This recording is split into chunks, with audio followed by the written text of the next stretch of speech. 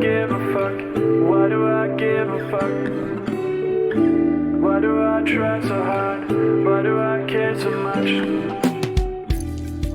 Welcome to Why Do I Give a Fuck? A cross-cultural conversation between myself, Deanne Tate, and Johanna Thompson. In these times of great struggle and possible shift, we ask ourselves, why do we give a fuck about any of it? How does the lens we see the world through impact what we see? And what do we do about it? I am Deanne Tate, and here And my partner, there's Johanna Thompson. How are you? welcome.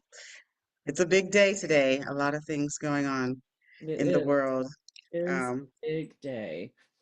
especially on U.S. territory. We're having the inauguration of President Donald Trump today, Oh, yeah. as we also celebrate Dr. Martin Luther King and all of the transformative work that he did while alive in the U.S. And so it's an interesting day to be on together, having this conversation and watching what's happening in our U.S. Capitol.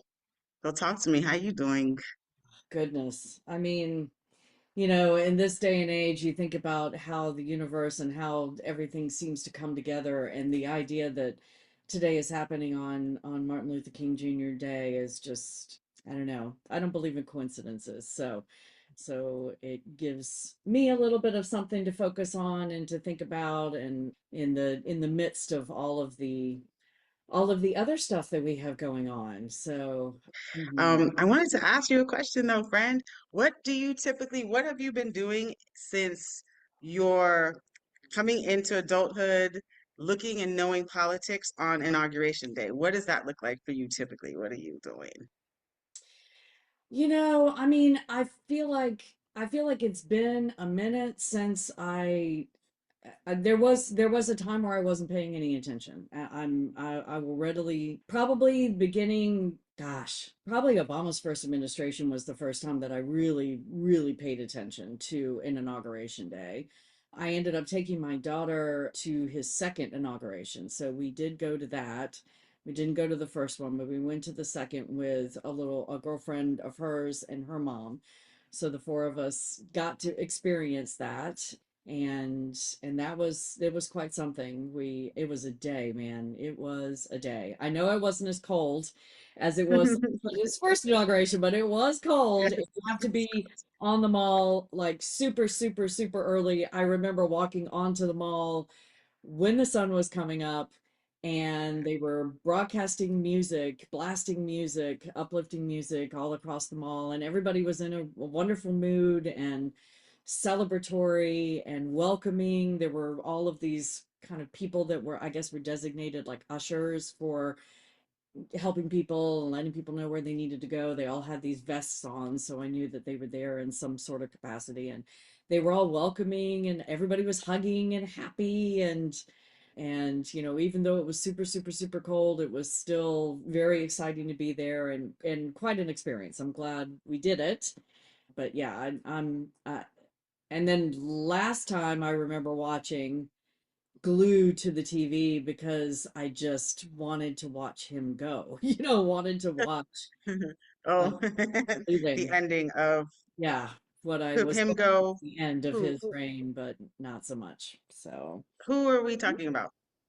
talk about Trump when Trump was out. Oh, okay. You wanted to watch Trump leave and then see I Biden watched and all the way Kamala be through sworn. until the helicopter Yeah. deposited him at the airport, and he did his little speech with his hands, and then he got on the plane. I mean, I had to watch, like, it was a compulsion. I had to watch him You wanted get to make on some sure sort of the aircraft and delivery. leave DC. So then log on today, like, as you're like having the memory of him and wanting to watch him gone, and now the reality of here he is coming back. So Yeah. now we have him in office and whole thing. It just, I mean, it's not surprising. I'm not Mm. surprised. I'm not clutching my pearls because I fully expected this to happen. It's interesting. I was listening to a little bit of commentary this morning about it, and the one of the commentators, who is a black woman, was saying that the thing that was sticking in her mind was that you hear that phrase all the time, this is not who America is. And she said, absolutely, this is who we are. This is who That's what we've always America been. is.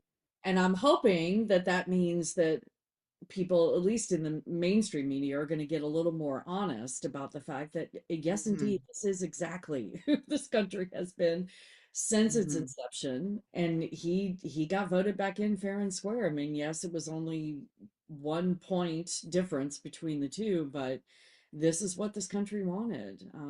But you couldn't tell it from the lack of people that were standing on the streets as the motorcade was going to the Capitol. There was Hmm. nobody there. I mean, maybe a hand, just one line of people. They usually talk about how many deep the rows are going to be. It was only one row of people. Interesting. Very, very slim. So, but I'm sure the Trump supporters are pretty pissed off that they moved the proceedings inside Ceremony inside. because all those ticket holders don't, there's nothing for them to redeem. Actually witness. Mhm. Yeah. Not even going to be a parade. They're going to do it at the stadium at the Oh, Civic Center or something. They're going to do a mini okay. parade at the Civic Center, and he's going to have a rally tonight instead of going to work, which is Yeah. what the president typically does. He's going to Yeah. have a rally tonight, so it'll be a Okay. big party. Oh, oh, okay. Mhm. I'm fascinated. I'm fascinated just because this is so completely different. I Mhm. have been participating in inaugurations since I'm I was a young person. And then like as I'm thinking back to this, I'm like reflecting on how politically engaged I have been. So my first inauguration was during Bill Clinton's first presidency. Okay. And so I was a young person going there, so Yeah. I was really going there to have some fun, have party. I was in college during that time. We had voted. He had his two little young people. The parties were like really good and fun. So for those people who have never been in the U.S. on Inauguration Day, it really is a large celebration. There are tons of our entertainers, our influencers, our decision makers in corporate America. All of those people kind of come to Washington, D.C. for a week, almost mostly, but Inauguration Day happens, but on a week for the week, and a lot of things are going on. So a lot of connections are happening, a lot of conversations about the new administration and what um, government is going to look like, what our social structures are going to look like. So a lot of party, a lot of fun, a lot of conversation, a lot of power moves that are happening during inauguration. And it also is a celebration for like US citizens to be able to show their support for the office, Mm-hmm. less so much the person. I mean, and there is this component of Republican or Democrats, because I have actually not gone to a Republican inauguration. So that also does speak to um, where our affiliations lie. And depending on where you are across the globe, that can be a really strong connection. And I'm learning that here on the island of Jamaica, that there's a very strong connection with political parties as well. A little different than the way that we do it in the United States, but Okay. still you have this, kind of binary system of politics. So just giving context about inauguration and why we've decided to be here today. One, because you have a black identified woman, a white identified woman. You have this context of what's happening in the US. You have a thought process about what it's going to look like to have another Trump administration, specifically at this technological era and stage that we are in, and what the celebration today means, on top of being a day where we typically also celebrate the history and contributions of Martin Luther King Yeah. Jr. in bringing peace, in bringing unity, asking for love and inclusivity during a time when America was at the height of the civil rights movement, trying to get policies, legislation, some equality for African Americans in particular, but then that also spread to other folks who were marginalized, right? The civil rights movement was not only about Black identified humans, that was the center of it, but then it also spoke to people who have disabilities. It spoke to more support for gender rights. It spoke to more support for rights for people who were marginalized from different countries at the time. So it's really interesting to be on this day back in this space. thinking about like what the complexities and intersections of this day looks like, bringing in somebody who has been the face of white supremacy in a really strong way on a day where we're celebrating Martin Luther King, on a day when it's supposed to be a celebration of Mm, the office of the presidency and an administration and what we have to look forward to in the next 4 years and where people feel and are falling on this day. And you speaking about the representation of it not being a lot of people on the streets, where regardless of weather and all of that kind of stuff, there's typically tons of people that mhm, are out.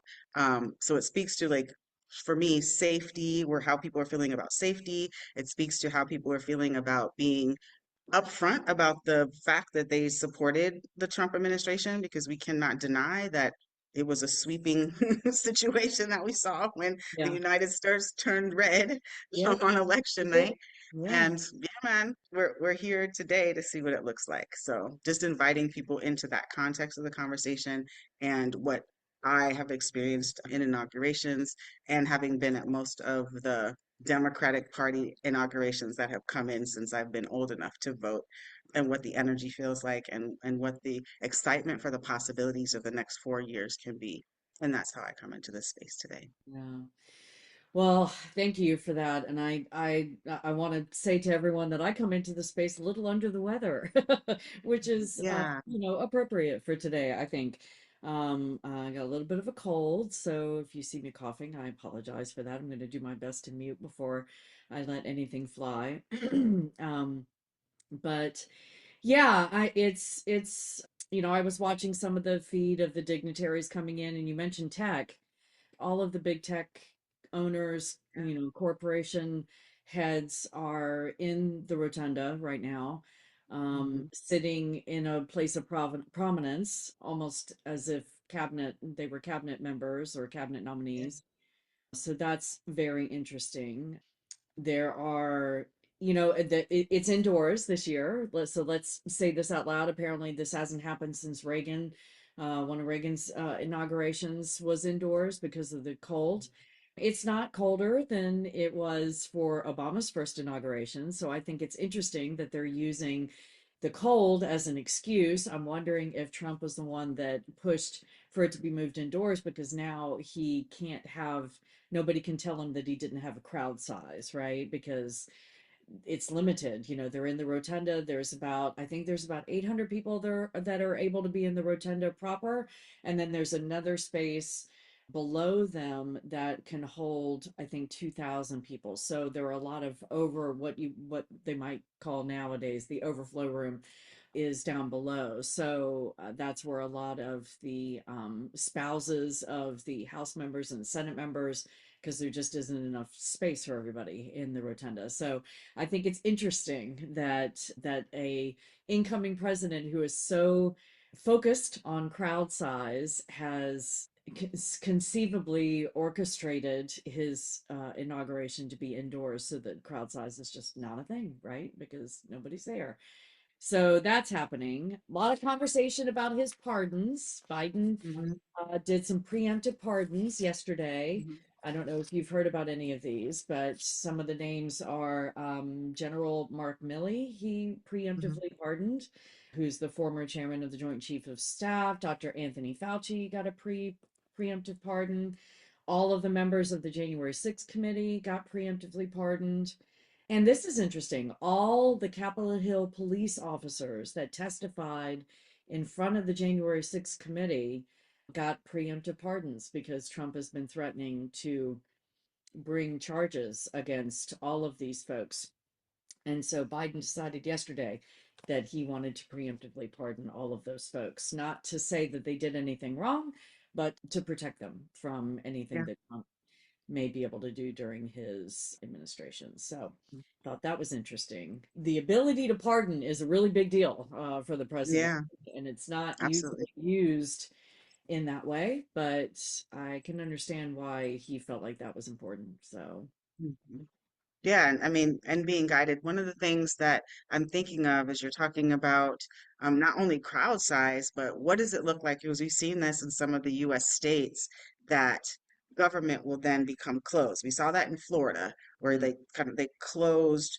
access to government, which is not the way that we do democracy, right? So that's like something that we need to be thinking about. When you take it away from being a part of the people and having the people participate in the process and go inside and close the doors and limit who can be a part of the process, we're showing limited government, which has Right. also been language that Trump has spoken to. But when it's closed off like that and only certain folks are getting into the space, this is what we're talking about when we're seeing kind of the structural components of supremacy, right, happening. Right. Because, And I would say that it's been closed for a long time in terms of who has access, right? But with this hmm election, so you and I have talked about this before about how the difference between Biden and Trump in a lot of ways was not that different, actually, but one hmm had the illusion that he was more open to supporting people that needed support, and the other is just straight up, I don't care, and I'm not going to even try to that's what we're pretend. gonna do. So hmm it feels like what you just described is similar to that concept, is that we've had it closed. I mean, there are many constitutional scholars, I am not one, who already call our government an oligarchy. But now, but it's like a shadow oligarchy where it has the illusion of openness, but not really. And now it's going to hmm be more, that illusion is going to be like, you know what, we're not going to expend the energy to create the illusion. We're just going to say, nope, it's closed. And so many of those tech giants that are sitting in the, and I don't use the term giant in terms of puffing them up. I'm just using that hmm as to Having power, yeah, folks that have power.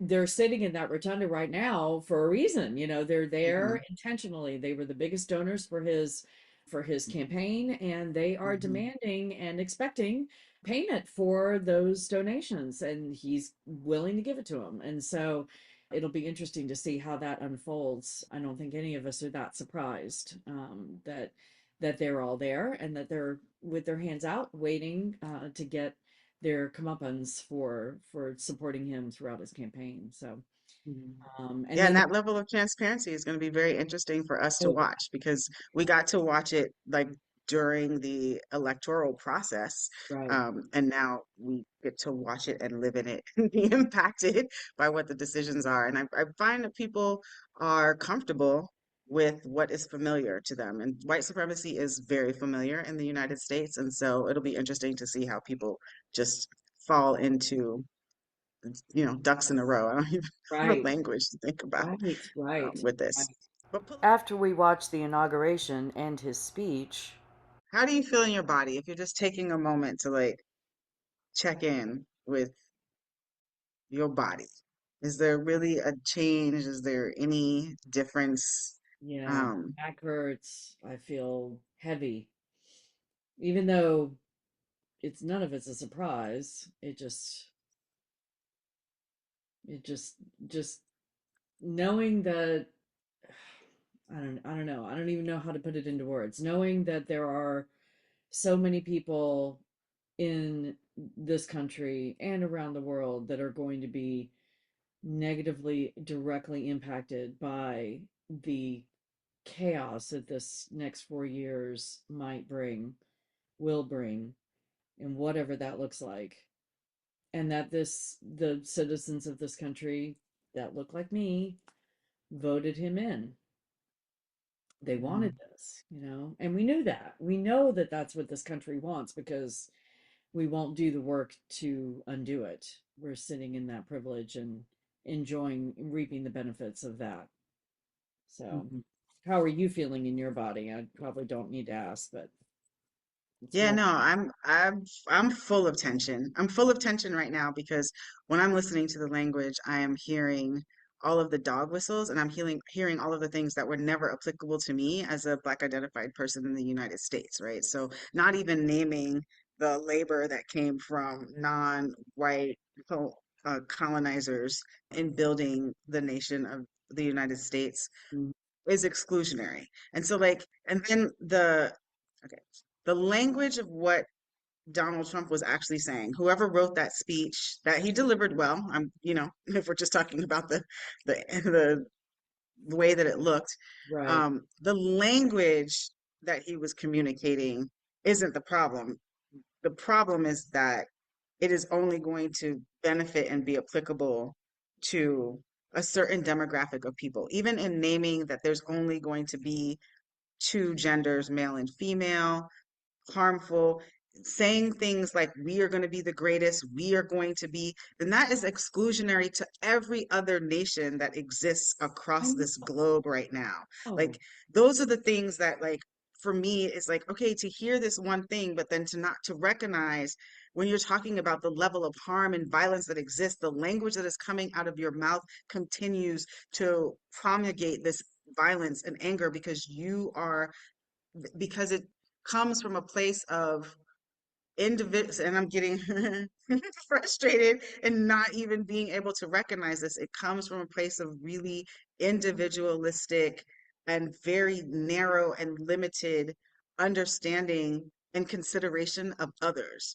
And incredible. when I hear Yeah. that type of language really incites a deep anger inside of me that is not peaceful. And I don't want to I don't want to exist like that. I don't want to exist in a way where I know that I'm surrounded by folks that don't have consideration for other people and then are not connected to humanity. That Yeah. is, that's the way that we actually make change, that we actually get to transformation, that we have a wonderful evolution, that we have an expansion of mind, thought systems, and all of those things. And that is not happening in the language and in the decision to allow this Trump administration. So to see what this looks like when he says oh to my black and brown bodies, that means that you have the consciousness of the inequality of all of the things that have been broken as far as social contracts and treaties that he's speaking to. Right. And I don't hear in your language that you are recognizing that. I hear that you're recognizing color blindness, which is not a reality. We don't exist in color blindness. I know that you look like a white woman. I know that you sound like somebody from the South. I Hmm. know that you've had an experience that is completely and totally different from me, very much like my experience being a person from the US who's living in a different country. Folks are going to look at me and like, yeah, we might look the same, but there is an actual difference in my experience and my perspectives and the way that I'm cultured. And that comes out and that's real. And we can't ignore that as we're moving around. Something as simple as me going to market and being a US privileged person and used to touching stuff, touching bags, touching the fruit that I want, looking at it, picking the one that I want. You can't do that in Jamaica. You can't touch on other stuff, people's stuff that folks want to have. That's worth cutting. And just to not be able to one know that, but then to have somebody in leadership not have, I think, a connection to that and connection to humanity and connection to what it looks like to be and exist differently than your body and your experience and think that your experience and body is the only way and is the right way and is the golden age and is what makes things great is psychotic, Yeah. Yeah. period. It reminds me of the disconnect between the understanding of what's happening in Palestine as being an apartheid state and the people that believe that Israel has a right to be there, has a right to take that land, has a right to marginalize and obliterate anybody that might identify as Palestinian because they want this land. And the disconnect in that and the lack of understanding that yes, while you're doing that, you're taking, it's what we did in this country when my ancestors first colonized this country. And what do you need to tell yourself to make that okay? What do you need to? Manifest destiny. He said Yeah. it. Yeah, he said This it. is what is expected and this is what's right. And whiteness can just come and take whatever it wants Yeah. at any point in time and make all of the rules for everyone else. And the thing that is unfortunate that I am witnessing on US territory is that people are okay with that. For Yeah. all the folks who are like, if I was a slave, I would respond this way. I'm just letting folks know that if you are not a wealthy white male man identified person in the United States, you're a slave. Yeah. You're a true slave. Yeah. Don't think that you're not. You're Mhm. not having no freedom. They're going to tell you what's in your books. They're going to tell you where to live. They're going to tell you how much your food is. They're going to tell you how the environment is supposed to be. They're going to tell you when you get up, how much you get paid to get up and go to work for every day. And then they're going to tax you. Mhm. You're a slave. Mhm. So don't be twisted about it. Their Mhm. freedom and day of liberation, that's not, none of that is what's actually happening. No. None of it. Day of liberation for white male identified humans only. Only. Because they need to be back on top because Yeah. we were recognizing that their leadership causes chaos, violence, harm, and this the place that we're at. So y'all voted to have this come back. So people are complacent in it. Um, Yeah. and now we get to experience what it is. But it's familiar. It's not like it's not familiar to people, and people like what's It's familiar not to them. just it I mean, it's not familiar. I mean, it is familiar. It's not out of the ordinary. It's just louder for Much those louder. of us who get to move through space with some level of plausible deniability. With that deniability is disappearing. Mhm. And if there is at all a silver lining from this, sliver, it's that it's becoming impossible to deny. It's Mm, still possible for many folks. And the only sliver of hope I can have is that with as outrageous as his behavior and the plans that he wants and the people that are supporting him and wanting to create this, that it becomes more and more obvious to those of us who have been asleep all of this time. And then the question is, what are you going to do about it? You know, what are we going to be a part of the revolution, or are we going to allow this to, continue to destroy the earth and all of the people around us? I mean, he spent what, 5 minutes at least talking about what he wants to do to further destroy the earth. For anybody that's listening, anybody that's watching, if you are not okay with this, then you got to stand up. You got to join forces. You got to get in solidarity with people that are. We've got to form the revolution. We've got to form and I'm not meaning, the pictures of revolution that we may have in our heads from the movies. I don't even know that that's just a more theater. The revolution has to come from our gut. It has to come from our hearts. It has to be embedded in everything that we do to try to effect some level of change and protect those around us who are going to experience the greatest level of harm in these next 4 years and the years to come after that. So I'm very grateful that you are not on this land any longer, even though that means you have to be away from your children and your family and your loved ones. But they can come.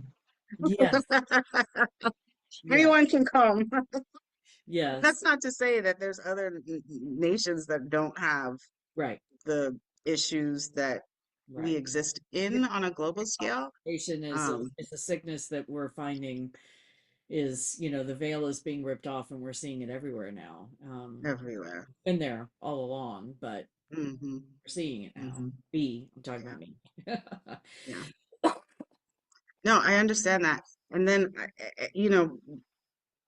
I'm also curious as to what revolution actually looks like, because what we've seen not only in the United States, but we have seen this kind of return to fascism and return to a desire for a limited and less expanded thought process. Yeah. So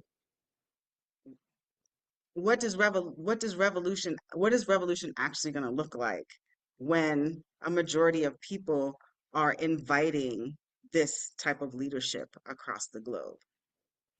They're inviting this leadership. Well, when you Or say majority of people, are you talking about the voters? I'm talking about, yeah, election processes, uh, you know, and I know that elections cannot be partial and fair and equal, and not everybody Right. comes up and And shows it's not out, majority because a lot of and people it's can vote, you know. don't even vote. But for those who have the power and the sensibility to do that, Yeah, we've seen this sweep of, no, we want it back to this thing. yeah. And so what does that actually look like when like the power structures and those who have participated in the process have taken us to this place where our leadership and our administration and our structures are centered around this hierarchical supremacy? What does revolution actually look like? I mean, it's a great question. I don't know that I have the answer. For me, I can just speak from my own lived experience. It's about um, shifts in my own consciousness in terms of the binary thinking. I've been doing a lot of unpacking of what how binary thinking manifests in so much, and how I, the beginning of my awakening was about how white supremacy manifests in the way I move through space, and that's not, it's never going to be completely gone, but I'll always be working on it. But I feel like it's graduated to more of a binary thinking, because and who has the power in any situation. So revolution for me is just finding the people that I know are doing the work, refusing really in a lot of ways to be in community with people who aren't, not necessarily, and that's a hard one, because you end up losing a lot of people around you, but I've also gained a lot of amazing people around me that really want to see this done differently. But it's also people that look like me who have the privilege and who have the ability. I have the ability to walk into any space and, for the most part, exist unmolested in terms of being able to question and push back and offer a different opinion. And that's hard to do when you're the person that, when you've every space you're in, you feel like you're doing that. It's hard, but it's necessary, Exhausting. because to me the revolution maybe is the, I think, in picture. So it's like chipping away at the Mm. stone facade that surrounds white supremacy and surrounds this Christo-fascist ideology that we're seeing, rise to the surface in such blatant and arrogant fashion. We all have to have our chisels, and we have to just keep chipping away, keep chipping away, keep chipping away. And but it's going to take all of us, especially those of us who are in this level of privilege, to do that, and to do it unrelentingly. You take breaks, and because it's a marathon, not a sprint, but every day we have to keep doing it. And it's probably not, I don't know that it'll be realized in our lifetime. Mm. But that doesn't mean it's not worthy of the effort, because otherwise we're going to destroy everybody, all of us, as well as the planet. We're unless the planet destroys us first, which I wouldn't be surprised if Which it. it does when it wants to, right? We'll have a Yeah, tsunami or a yeah, hurricane or a fires, fire or hurricanes. the Yeah, earth the is planet's like, definitely fuck pushing back. you, I will be just fine, but you all Yeah. need to go. So yeah.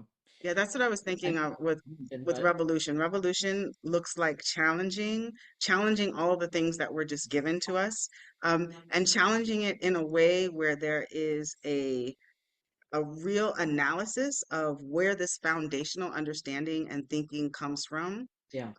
and whether or not you want to actually participate in it, because that is what liberation is and freedom is, right? The autonomy of choice to participate in something. And revolution can look like a challenge to those things that we just are like, this is what is. And even if it's not the thing that we expect for it to be, Mm-hmm. to come into the knowledge and the experience of whatever the thing that we didn't expect is what revolution can look like. And I question the timeline, because we do have technology, and that's a critical component of the way that we exist in our social fabric today, and communicate with each other. And technology can make something happen like this. Mm-hmm. And technology is moving a lot quicker than we are able to catch up to. And so there are opportunities for us to continue to challenge as long as they don't remove our ability to access and use technology in the way that they try to with like a TikTok or something. Yeah, that's where our efforts and energy has to fall for us to actually achieve this liberation and this kind of autonomy of choice and our own individualized natural humanity that isn't dictated by a certain singular thought process. Right. Right. Well, I am willing to walk in that space with you, my friends, and Rewalking thank it. you for watching this with me. We will see everybody next week. Yes, we will. Blessed Inauguration Day. Happy MLK Day. King Day. Let's lead with love as much as Yes, we can in this time. absolutely. All right. Bless. Why do I give a fuck? Why do Thanks I for give joining a us. fuck? Until next time, Why as you do I move try throughout so your day, hard? Why am I continue to so ask yourself, Why do I give a Why Do I Give a Fuck is produced in fuck? collaboration with Johanna and Deanne. Music by Norwegian musician Water. See you next time.